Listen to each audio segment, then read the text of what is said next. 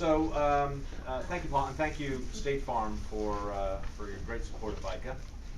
We have a great set of candidates today, and so we're joined from my left to right: David Pollock, Henry Stern, Janice Kaminer-Resnick, Steve Fazio, and Sean Bayless. So the ground rules, so everyone knows, are as follows. We give each candidate 2 minutes for an opening statement. I will then ask a few questions and ask that candidates limit their responses to 2 minutes each. We'll then open up to questions from all of you with 1 minute responses, and then each candidate will have a 1 minute closing statement. Where's Helene? There she is. You have your little sign? She's going to go get a little 15-second remaining sign, and also when it's time to stop. So maybe I'll pick up my watch.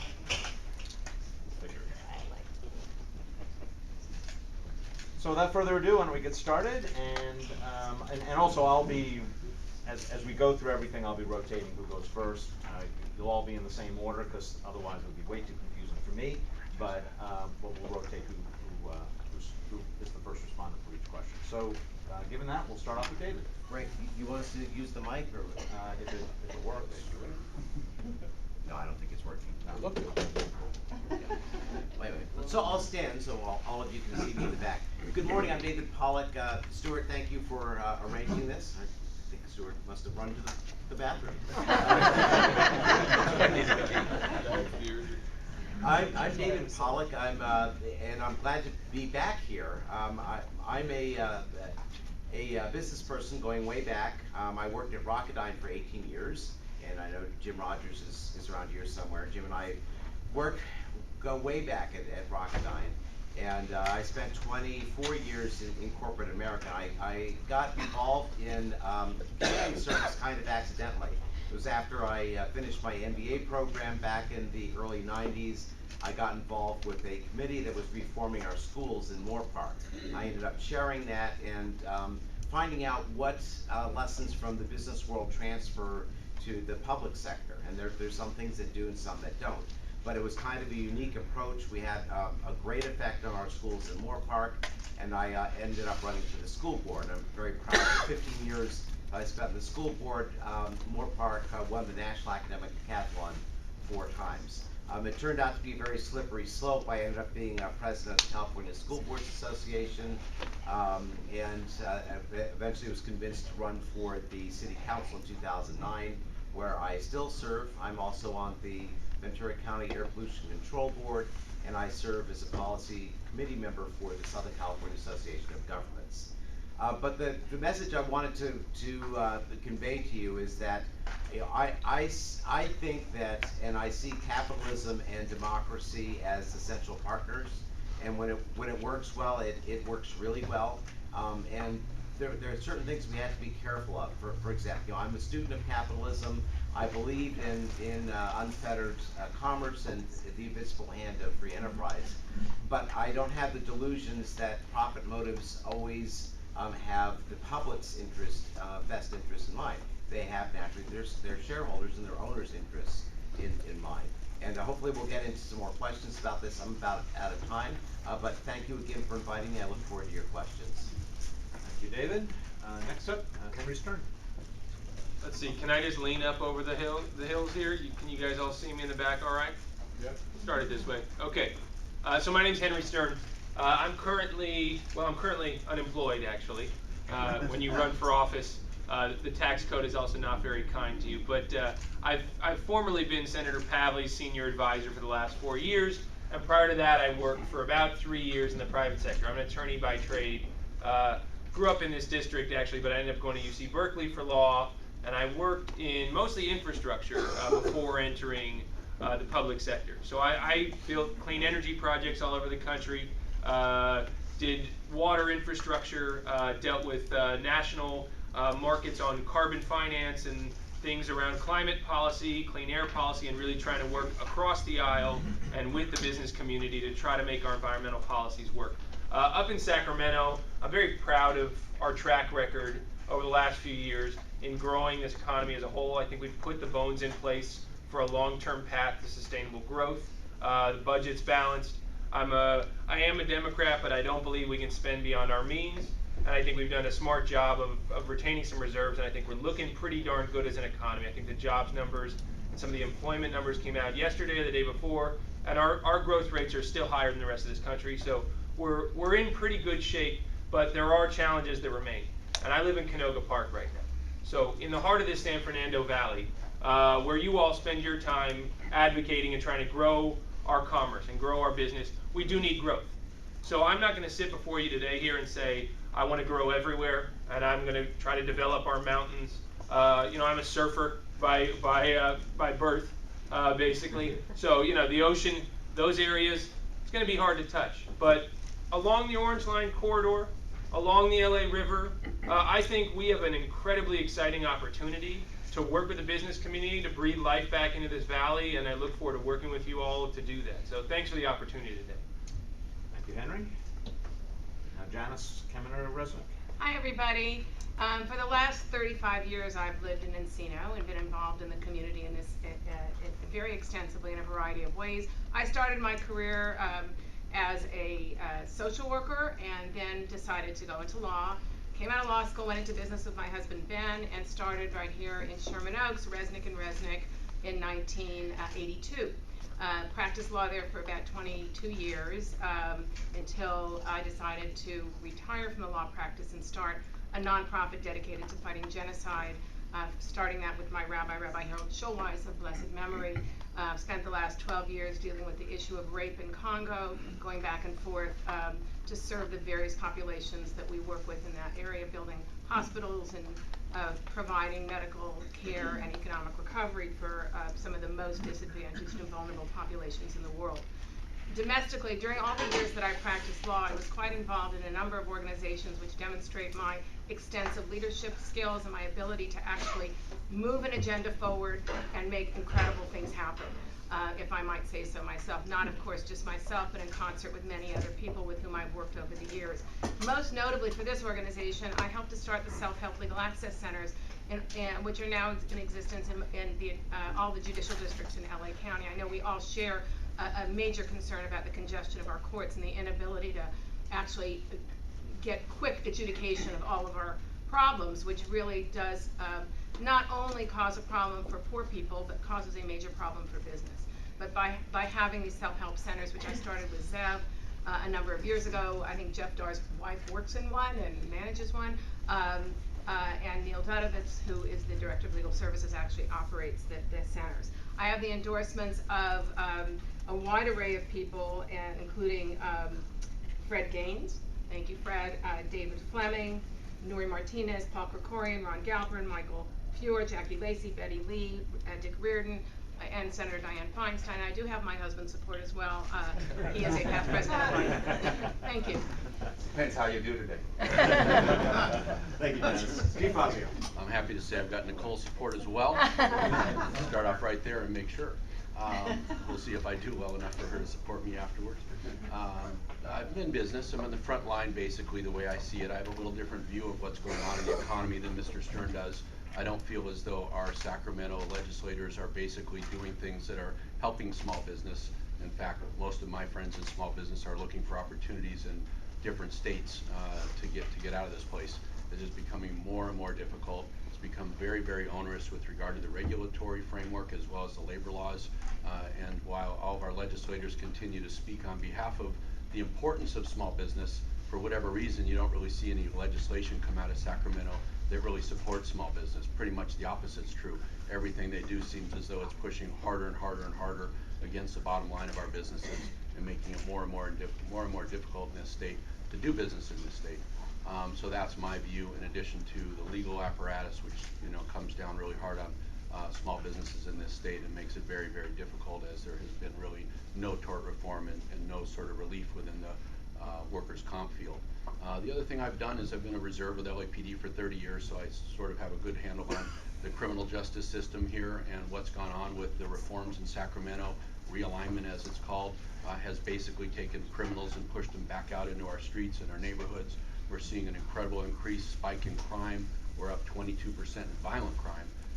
I'm not even certain what the numbers are with regard to property crime, and we're seeing a murder rate that's spiking as well. And I think that's a direct linkage with regard to what's going on with the legislators in Sacramento as well. And I find it very disturbing, in the law enforcement community, which I'm very close to, has also been very frustrated by what's going on there. And then the last thing I've been very involved with in the schools. I had a great opportunity to go to a public school, you know, in this very area where I grew up, but I couldn't find the same sort of you know, situation for my kids, so I've become involved with looking at alternative schools, and my time is up, so I'll leave the rest for later. Thank you. And Sean? Sure. Good morning, everyone. My name is Sean Bayless. I'm happy to be running for Senate District 27. I guess I'll address this chronologically. I'm actually from a small town, about 4,000 people, so everyone knows each other, which is normally not a good thing. Moved to Los Angeles some number of years ago, and found myself inadvertently in the family business, be it land use and development. For a number of years, I worked as a consultant, helping businesses and folks get projects started, get them entitled, and then had the opportunity to go work with Councilmember Paul Koretz in the 5th Council District. I was actually pretty excited because I thought, well, all I do all day, every day is fight government, so now I can go work in government and try to get something done. Now all day, every day, I fight government. My job for the council members, I handle all this development, land use, and economic policy for the council office. And so with that charge over the last 6.5 years, I've overseen the entitlement and development of, I don't know, countless billions of dollars worth of development. Been pretty darn successful at it, and have been able to put together entitlement packages and legal packages to withstand most lawsuits. So really appreciate the time here today, and couldn't agree with Mr. Fazio more. You know, my job in government is to try to be the liaison between the private sector and their government that they're paying for, and it's not easy. I'm supposed to know what I'm doing, and it is tough. And so being on your side of the table means it's doubly tough. And so that's a perspective I bring because I help you, I work with you every day, trying to keep businesses open, trying to bring businesses here, which is extremely difficult because of the regulatory scheme that we have. So anyway, thank you. Thank you very much. Okay, let's get into the first questions, and again, 2-minute responses. We'll start with Henry Stern on the first question. Henry and the other candidates, what do you think is the most pressing issue in the 27th Senate District, and what will you do to address it? And until we get the mics fixed, if everybody could just really focus on, I think I'd like everyone to stand and please project to the back of the room, because we're having a little bit of trouble hearing some people in the back. So Henry, why don't we start with you? Does that work? You guys on? Yep. All All right, right, that's great. Okay. I'll share it. All right, pass the mic. I'll christen this thing. So, biggest challenges are where we're sitting right now and in the LA City portion of this district, I would say. Ventura County has a very different business climate, very different regulatory climate than we face in the City of LA portion of this district, which is about 50% of the vote. So, to grow a new small business, to build out new developments, to deal with City Hall is very, very different than dealing with, say, Ventura County or the city of Moore Park. I see tremendous barriers to growth in areas that need it. We have a huge housing crisis on our hands, and the stock is not sufficient to meet demand out there. So to me, this nexus between housing, transportation, and where our jobs core are, and that sort of triangle, we're really at an impasse. We wasted almost 4 million man hours and woman hours at the 101-405 interchange last year. And that bottleneck and that sort of congestion to growth, that's just a metaphor for the larger business climate we're facing in the San Fernando Valley. So to me, I see real opportunity in looking at new financing mechanisms. We've had RDA cut off, right? We've seen this notion of localization, whether it's realignment, eliminating locals' authority to finance their school districts in the same way they've done in the past. Things are changing, and we need new tools to work on these issues. So infrastructure finance districts along the Orange Line and along that LA River corridor. Huge opportunity. Dealing with some of the issues that small businesses are facing in LA that are very different. If you're an apartment owner, right, and you're trying to rent and deal with rent control out here, if you're dealing with ADA compliance in the city of LA, these are very serious issues, and people are getting hit all over the place that seem unfair to me and seem like they're going to take the most effort, but breaking the impasse at City Hall is a huge challenge. So I think the distance that I've got from that institution, because we ought not be the redheaded stepchild anymore of LA City, that needs to be dealt with.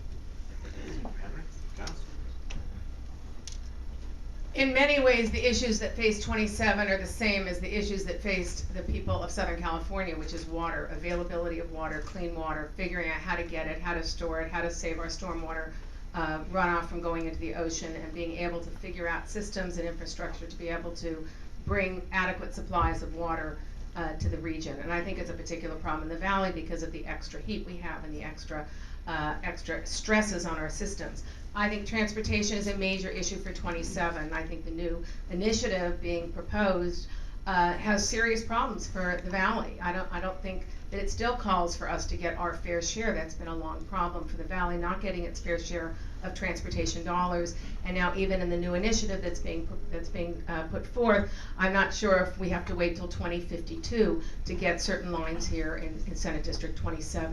It's way too far away. I feel that we should be more of a priority, and helping our transportation system in the West Valley will have all of the effects that Henry mentioned in terms of housing and jobs, because without transportation, everything is worse in terms of business opportunities, to find proper labor force, and to be able to create a cleaner environment. I think all of those issues are really important. So I would see water and housing and transportation as the major issues, not only facing California and Southern California, but also facing the 27th Senate District. Well, I don't want to be redundant. I pretty much agree with a lot of what Janice just said, but in order to sort of parse it a little differently, I think, you know, if we don't live in a place and work in a place that's safe, you know, then there's an issue. We all want safety as sort of on Maslow's hierarchy of needs. Being safe, I think, is something that's important, and I'm starting to feel as though with what I'm seeing in the crime build up within this area, that is going to becoming an emerging issue, and we really have to push back against what's going on in Sacramento with regard to reducing sentencing guidelines and, you know, coming up with ways of not pushing these criminals, of which there's been, I'm told, around 30,000 criminals in our local county sheriffs. Jim McDonald, who I'm friendly with, as well as Jeff Dean in Ventura County, are up in arms. Our district attorneys are very, very upset and frustrated over what's going on. And I really think, you know, we have an issue here that we're going to start to see more and more of as this crime continues to spike. So I think that is a major issue that we've just seen the tip of the, you know, iceberg of, and we're going to see more and more of that as our neighbors are being burglarized and, you know, more and more crime occurs. The other issue I think is, again, you know, Janice said with water. I've met with the local water masters or the local water district heads, and, you know, we're not getting water down here for reasons that really any of us in the room would not feel is very logical, because of the Delta smelt.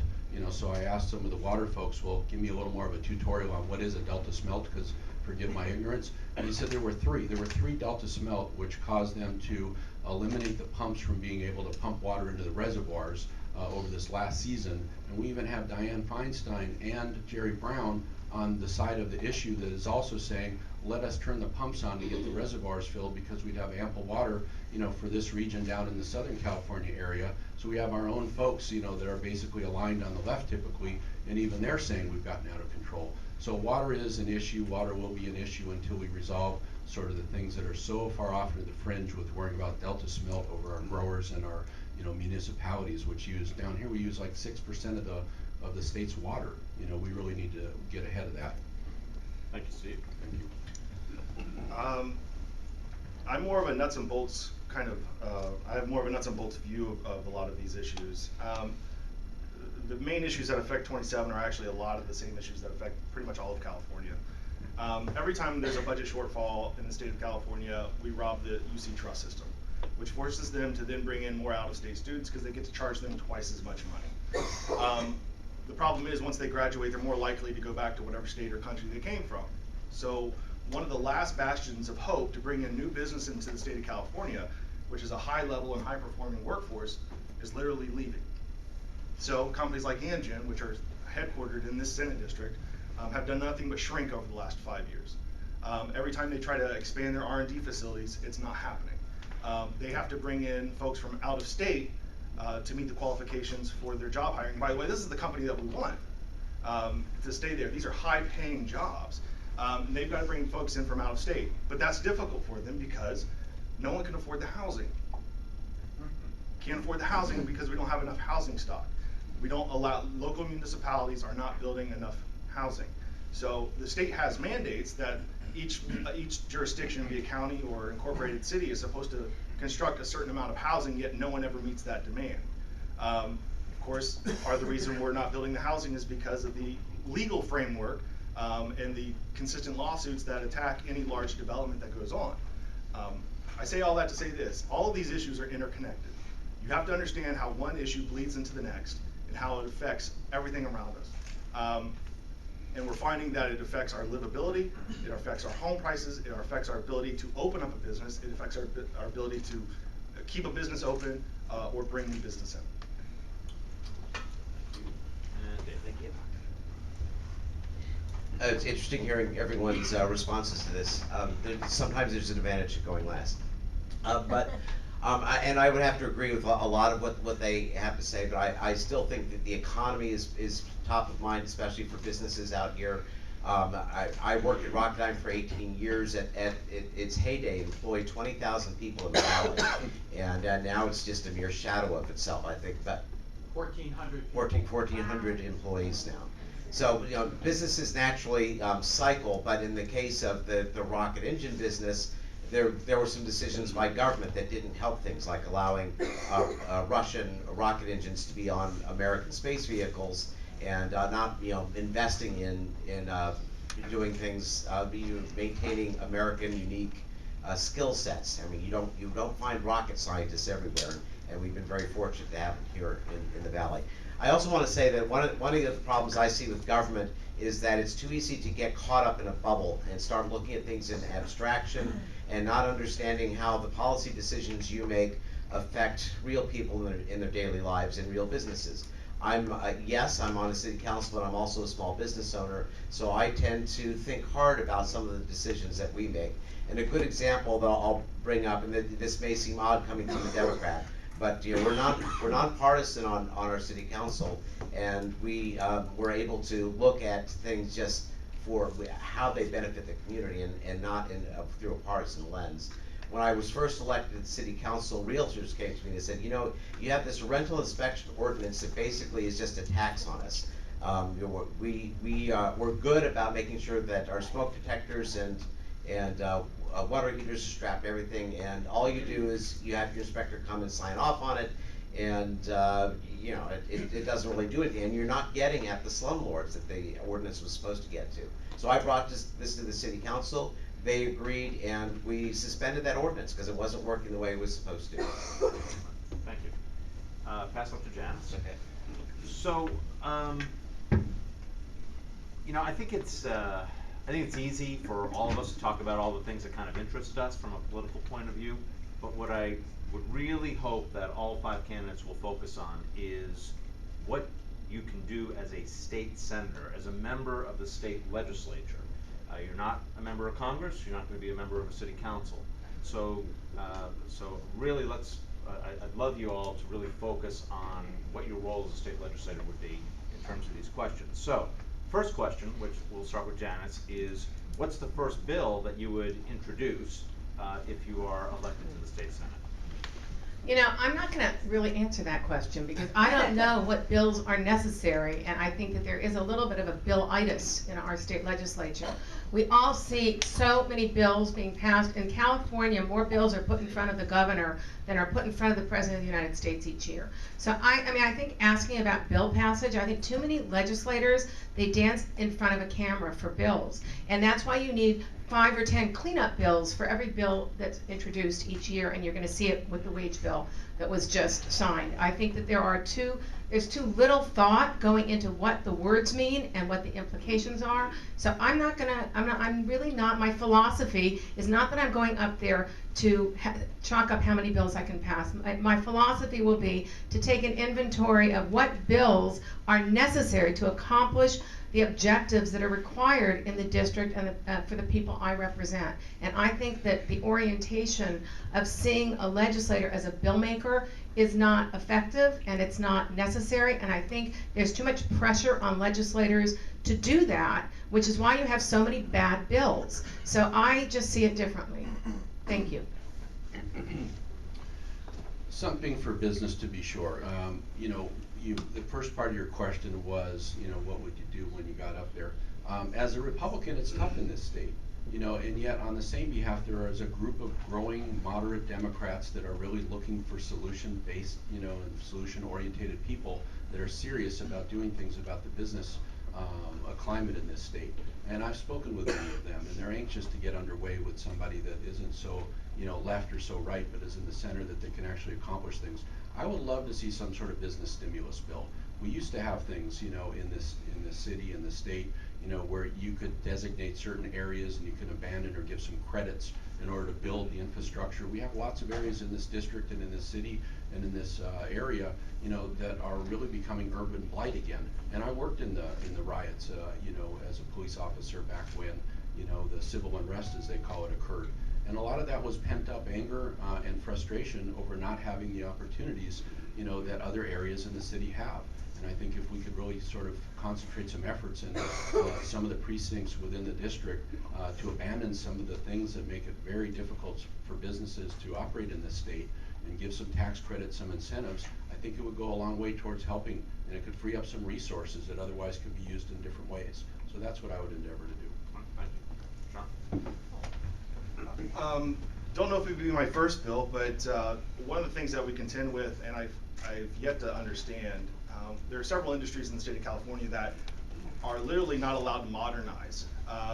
The insurance industry, certain segments of it, the car industry, they're actually by statute not allowed to use computers for many portions of their documents. They can't go online, they can't transfer data, they have to use hard documents, and it's pretty onerous and it's very expensive to the industry. So you know, common sense fixes like that to try to address just the industries as a whole and how we deal with it. But kind of echoing what Janice said, and I've said this a bunch of times, putting more words on paper doesn't really fix anything.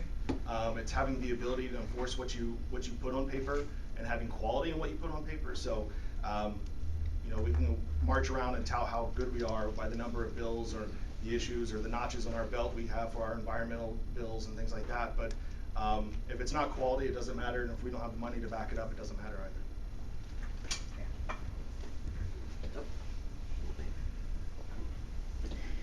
And I have to agree that there's too many bills being generated, and I don't think legislators should be measured by the number of bills that they put out, but by the good public policy that they're able to establish.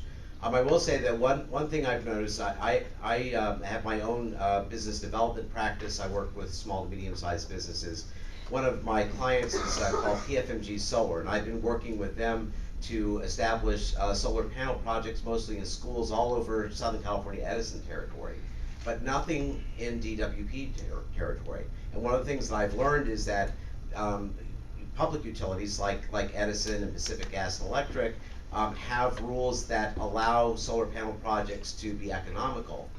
But when you have municipal utilities like DWP and Glendale Water and Power, they usually have an exclusive right to sell power within that district, and they kind of hold off entrepreneurs that are trying to come in and sell electricity perhaps through a power purchase agreement, which is what the company I work for does. So I think there's a lot of opportunity for state government to help get government out of the way and foster evolving businesses like this, the solar panel industry.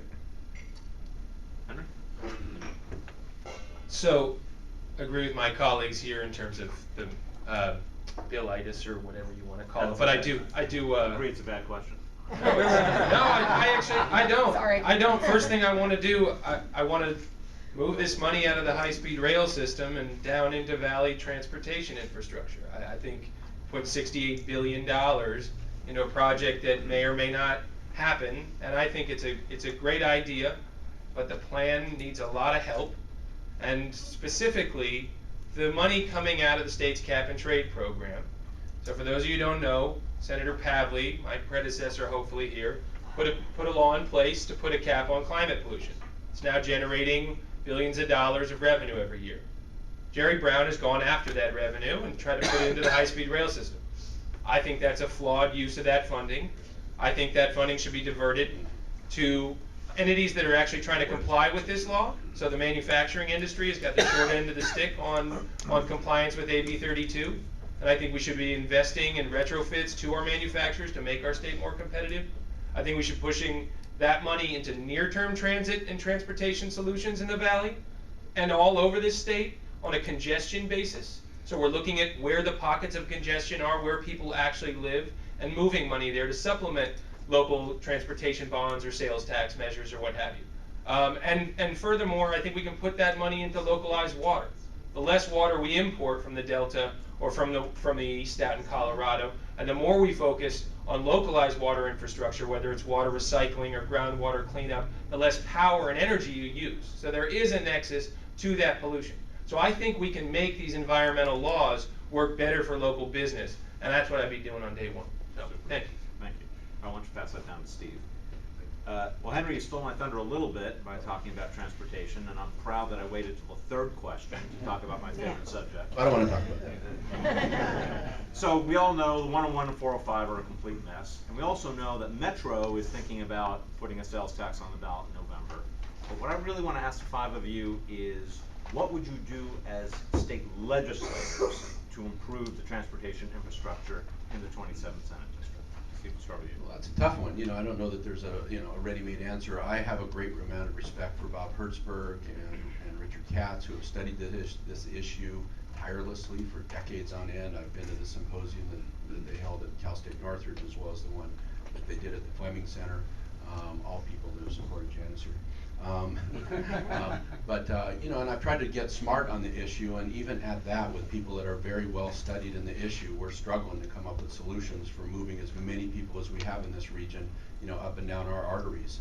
They've got their half-cent sales tax idea, that they're floating now, and we're trying to understand whether or not that's going to be a good use of an additional tax.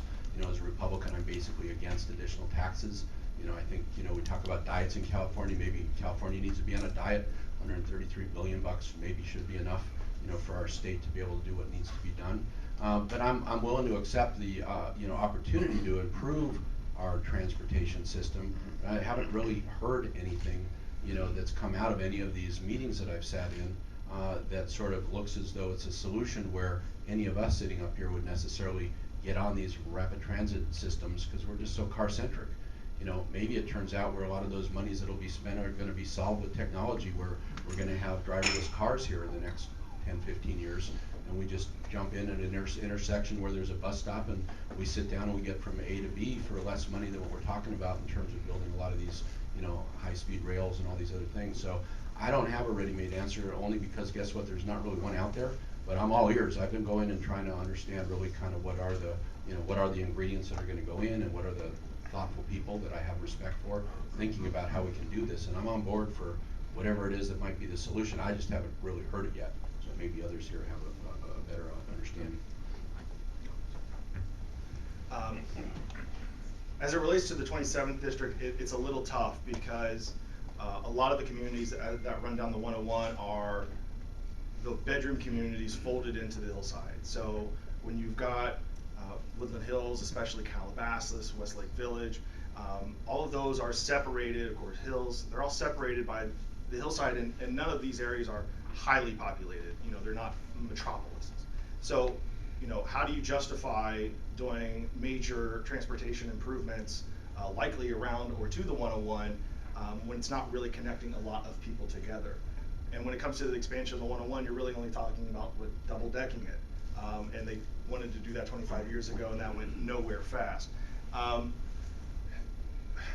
Plus, one of the problems that we consistently deal with is the pushback from not only community, but from the legal side. There's always a legal challenge, a CEQA challenge to these infrastructure projects.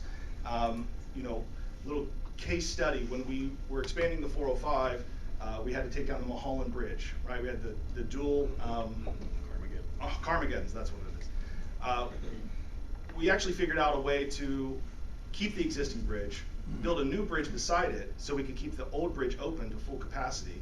We only needed to tear down and shut down the freeway once, and we could do it for $15 million less. But since it wasn't fully studied in the EIR and just part of an addendum, we had an array of attorneys say, oh, no, we'll sue you if you do that. And Caltrans said, well, we've already got funding, we've already got approval, so we're not gonna worry about it. So we as taxpayers had to pay way more money, we had way more inconvenience because of the threat of a lawsuit.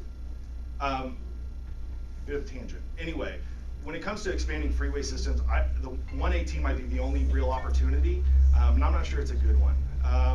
And so rail's not gonna work, subway's certainly not gonna work in the Senate district. And so what are we gonna do? And anything we propose that's massive is gonna take 10 to 15 years and probably take way more money than we wanna spend anyway. Hate to be a Debbie Downer on that one, but you know, it's gonna come down to, do we create more opportunities to live closer to where you work? Do we create better and more dense housing in the metropolis areas that we have? And I'll be quiet, so I know I missed my time. Thank you. And I mentioned that I work with the Southern California Association of Governments, and our main role is to do the regional transportation planning for Southern California in 6 counties, 191 cities. And one of the things that I've learned in doing that planning is that the key to reducing our congestion is good land use planning, and it's been hinted to up here. For example, within the 27th district, we have the Newhall Ranch project up to just north of Magic Mountain, which is going to be some over 20,000 homes. And they're planning that in a sustainable way so that good working job opportunities are next to the housing. So rather than having work in industry in one area and housing in another, we're doing mixed use developments. So the best way to prevent our freeways from getting crowded is to take away the need for people to commute. And if they do need to commute, you want to have them close to a transit center so that they can use rail or other forms of mass transit. So we just have to be smarter in our land use planning and recognize that we can only expand our freeways so much, and we need to start relying on other methods and trying to prevent people from having to commute in the first place. And remember, 25 years ago we didn't have Metro, and I use it all the time now, and lots of people like to use it. And millennials in particular like to be able to not have to use their car and be able to rely on public transit. Thank you. Henry, you want to expand on what you said earlier? Sure. So we don't even pay to maintain what we have, right? We've got a $6 to $7 billion shortfall annually in just maintaining our roads because we can't fix the impasse in Sacramento to go get 2 Republican votes to actually pay for some kind of revenue source just to maintain our roads. That's a cost that mounts up. I actually don't think ultimately that's fiscally irresponsible. I think it's fiscally irresponsible when you get the shiny new bike and you let it rust and fall by the wayside and eventually have to ditch it entirely and start over. To me, it's not smart to run our infrastructure in a way where we run it into the ground and actually break it. Our bridges, our roads, these are falling apart. So I think we need to break that impasse, work across the aisle, and come up with some fix to road maintenance in the state. But that's not going to fix the 101. I'm also not going to throw my hands up there and say we can't do anything about this. I don't think we have to give up, right? I think that part of it is, again, about where jobs and people live. So if you look at Warner Center, and you look at Thousand Oaks, and you look at the corporate growth in those areas, a lot of you have your businesses there. These are very good places to work and to live near. And people can actually afford to buy homes still out in Chatsworth and out in Reseda and even out Simi Valley gets tougher, but there are possibilities of not sitting on the freeway for 45 minutes to 2 hours every single morning and actually being close to living where you work. So I think we can expand our jobs corps in the San Fernando Valley. I want to build out Warner Center further. I'd like to work on Thousand Oaks further and that region around Amgen to really build out a tech corridor in that area. But furthermore, I'm still encouraged and actually excited about the possibility of investing big in LA County on transportation. I'm not completely satisfied with what's being potentially proposed on this ballot here, but grade separation for that Orange Line bus rapid transit route in the near term has significant promise. We're not going to plow a light rail right through the heart of the valley right now. But if you start getting up and above traffic, you can start making a dent in the near term. So I'm encouraged by that. It's interesting for me to hear other candidates talk about the need to develop housing in the areas of business. Because on all the other forums that we go to all over the place, most of the people on this panel are very anti-development and feel that taking developer dollars for your campaign is somehow unethical. And that really disturbs me, because I too believe that we, not only to address the housing crisis, but to deal with the environmental issues and the transportation issues, we need to make it easier for people to develop housing.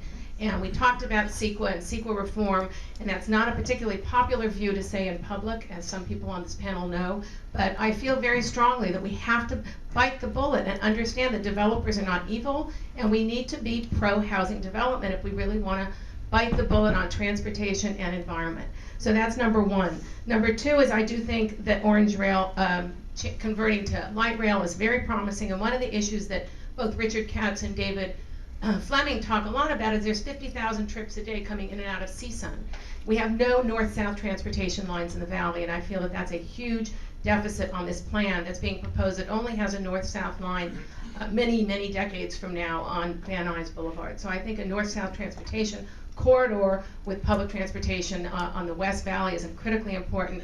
And as far as the further west areas of the district, I would put together, and I know this is a particularly complex issue because there's a lot of no-growth sentiment in the western part of the district than other parts, of a task force of various people from various communities that are surrounding the 101 as it goes out further west, and ask them what to do about the traffic on the grade there. There's a lot of complaints about the traffic on the grade in the western part of 27, and I'm interested to know what are the solutions that they feel could work. There's no byways or sideways, there's only the 101, and that presents a problem there as well. I don't want to forget that part of the district when you talk about public transportation. But there's a lot of militant forces against housing development and against transportation development.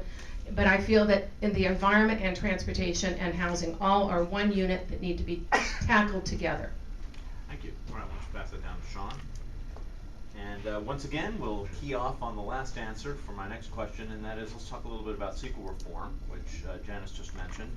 CEQA reform is something that a lot of people talk about.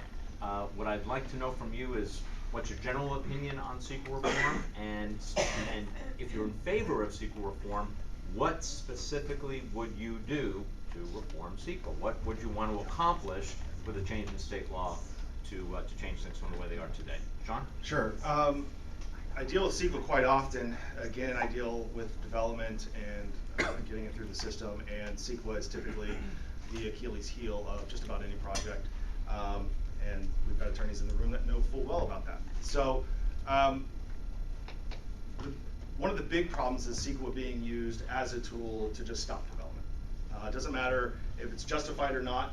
I'm allowed to sue you. I will sue you under CEQA, and I'll get my first hearing in 6 months, and then I'll appeal it, and we'll go another few years. And you as a developer can't wait it out because time is money. So I've got to figure out how I'm going to handle that. Either I just don't build a project, or I pay the other side off.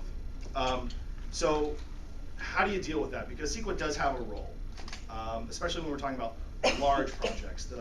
When we talk about major infrastructure, or when we talk about major projects, desalination plants, things like that, that do have an impact on the environment.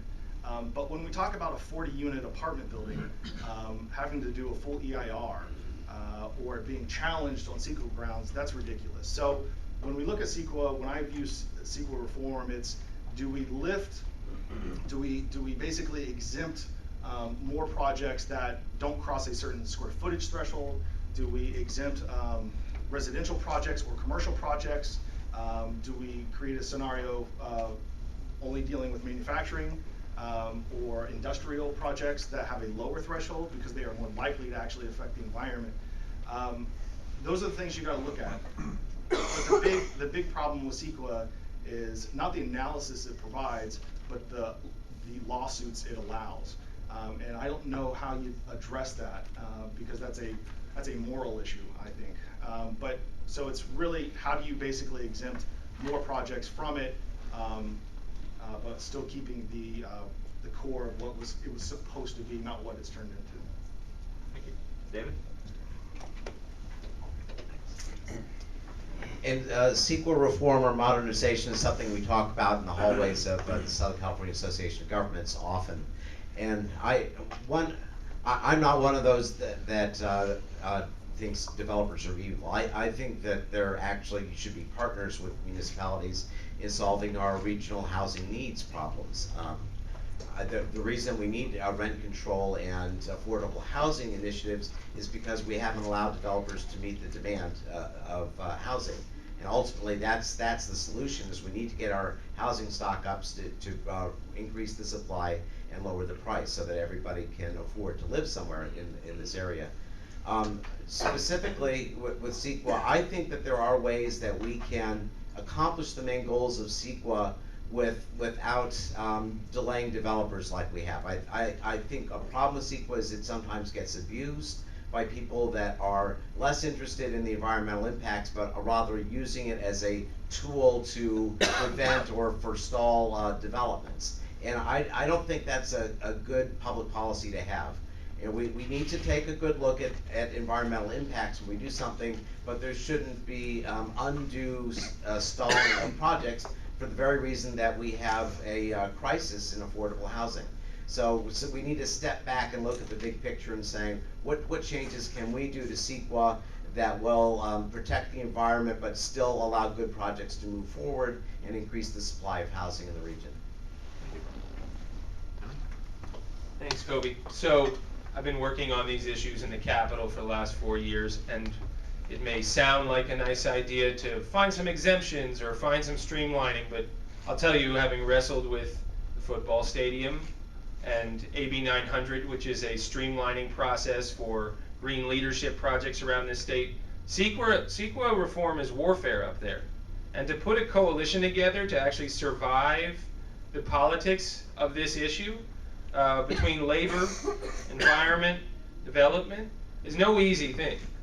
So I'm not going to sit here and overpromise and underdeliver to you that we're going to magically modernize and fix this thing, because people have been trying to do that for a long time. I think the governor called it the Lord's work. Well, it must be, because it's on a celestial kind of time frame that's been going. So I do think there is a little window, some kind of sweet spot, where we look at tiering and infill development around transit corridors on a long-term basis along the lines of some of the stuff we were doing last year where we just couldn't find the room to do it. But the promise of SB 375, right? The promise of doing these sustainable community strategies with SCAG and all the regional governments is that once you come up with that master plan, right? Once you've done that programmatic EIR and you actually have the bones in place and you've evaluated adequately the impacts and you haven't cut out the public and you haven't end-arounded the process, but you've looked at this thoroughly, when you're tiering within those programmatic areas, you can actually streamline the process significantly, because you're not going to have to go through a full EIR process on every project. So I actually believe that within these infill corridors, right, along, again, I keep going back to Canoga Park and the Warner Center, but in these areas that we've already master planned and we've done a lot of the analysis of, I think there is a sweet spot. But I'm not going to tell you that I want to do that everywhere. We're not trying to develop this whole district. There are only corridors that I'm particularly interested in, and I am going to be pretty obstinate when it comes to developing in other parts. I don't want to cut up the mountains. So I'm just going to be straightforward about it, but I do think there's room. So I appreciate the question. The purpose of CEQA was to reveal environmental impacts and create a disclosure mechanism so that people would understand the impacts of a project. I think we all know that CEQA has been abused. Every candidate has said it and everybody's aware of it. The reason that it's so difficult in Sacramento to implement even modest CEQA reform is because who's in office? And you need people who have a different orientation and who are willing to say it like it is, that the process has been politicized, NIMBYism has taken over and given too much attention. There are no time limits, there's no time frames. People use CEQA to kill projects. Yes, a lot of good is done with CEQA too, and we all know that. I don't see a lot of totally irresponsible developers who are saying, we don't want to know what the environmental impacts are, we want to build a high-rise in the middle of the Santa Monica Mountains. That's not the issue. The issue is being able to make modest reform by having different people in office willing to be reasonable on these issues, and it's not one person or two people. It will be over the course of time having a more reasonable view. I do think this epic housing shortage will be the opportunity to make those changes, because everybody has to become aware, yes, NIMBYism on one side and responsible development on the other, and those two paths need to converge with good leadership in Sacramento who will say we have to put time limits so that a project cannot languish for 3 years because a group of 12 homeowners are battling it. That's just not right. We have to keep an eye on the bigger policy and be reasonable to those who are going to develop the houses that we want our kids to be able to live in. Thank you. Steve? Oh, Steve, sorry. No worries. I think that was eloquently said. You know, I mean, I'm not an environmental attorney. There are a couple of attorneys up here, and there are people that understand development better than I do, so I'm not going to, you know, provide a dissertation on it, but I do have just some basic, you know, horse sense, as they used to call it. And the pendulum has just swung way too far, and I agree with Janice. We have to get legislators in Sacramento that are not so invested in a particular point of view of never being able to do any development, you know, irrespective of how much a plan makes sense, under, you know, the heading of, what do we have, 165,000, I think, too few houses in the region here. I mean, we have to lighten up the regulations. I've had, you know, good discussions with different developers in the area, like the folks out at Newhall Land. You know, they had permits to build, I think it was 20,000 homes out there, and they've spent $110 million, you know, fighting the government to go ahead and build homes. I mean, there's something really wrong with that, and really it is just basically environmental extremism, and it's no different than the water issue that we were talking about. You know, when we're not able to feed our people water down in the southern region as a result of delta smelt, I mean, there's something really out of control here. So I don't know what the legal workarounds are. If you could put together some sort of a Supreme Court judge and put them in a place that can adjudicate things and accelerate, you know, projects with some sort of panel or something, there must be some way that we can get off of the track that we're on, because it's just frustrating everybody, and common sense is not prevailing. And I do think, and I agree with Janice, that it's a lot of function of who it is that we're sending up to Sacramento, you know, and presiding over some of these decisions. It's you know, it's become absurd, and we're all sort of living in an alternative reality half the time when you're talking to folks that you know, are trying to do simple projects and they can't get it done. We built a school, Sierra Canyon. I was the founding chair of it. You know, it took us, you know, years and years to build the school, and, you know, millions and millions of additional dollars to deal with environmental impacts. You know, and there was no environmental impact, but you had to go through all the legislative hoops and all the, you know, all the local hoops in order to get it done, and apply pressure and go to lobbyists and get lawyers, and, you know, I mean, just to build a little two-story school. So I agree, reform is necessary. You know, with that question. Yes. Yeah. Back to David.